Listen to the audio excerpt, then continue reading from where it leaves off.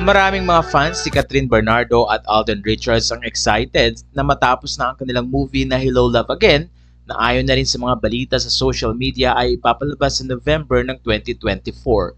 Pero bago pa man matapos ang kanilang shooting sa Canada ay maraming natutuwa dahil marami ding ibinabahagi ng eksena ang mga cast ng nasabing pelikula.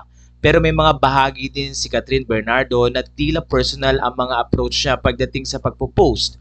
Kasalukuyan na nag-post siya ng isang picture at makikita nga na nagluluto si Kat. Kasama rin dito ang ilang video na talaga namang na-enjoy niya ang nasabing pagluluto.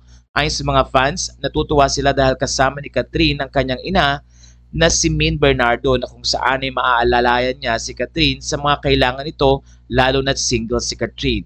Marami rin ang natuwa dahil talaga namang nandoon ang mga fans na solid ang suporta kay Catherine at Alden at mukhang napakasarap nga daw ng niluto ni Catherine para sa breakfast. Umaasa ang mga fans na sino kaya ang pinagluto ni Catherine at ayon sa kanila, enjoy na enjoy ang mga kumakain nito.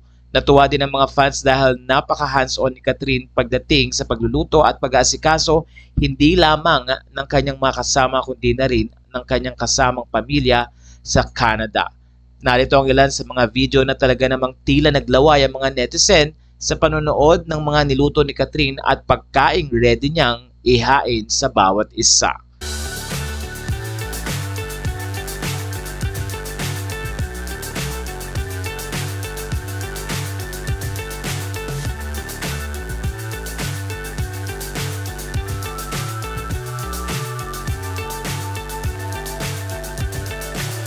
So high, I'm hypnotized. What's up is down, what's left is right. Just